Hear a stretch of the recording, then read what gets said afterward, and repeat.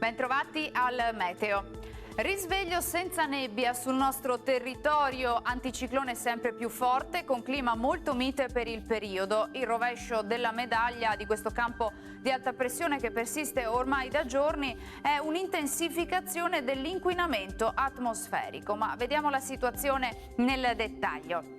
Sul Veneto la grafica di giovedì 25 febbraio ci mostra un contesto decisamente soleggiato. Al mattino non si esclude una leggerissima foschia sulle pianure, specie su quelle più orientali, ma in rapido dissolvimento. Il cielo si presenterà sereno un po' ovunque.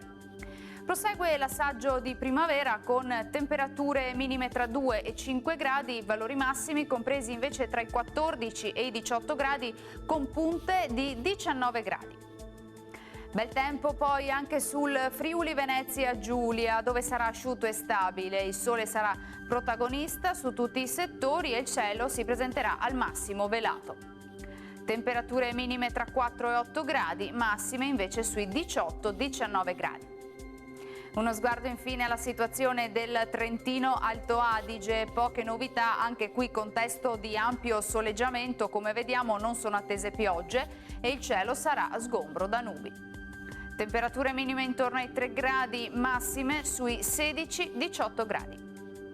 Dal meteo per ora è tutto, vi auguro come sempre un buon proseguimento in compagnia di Antenna 3.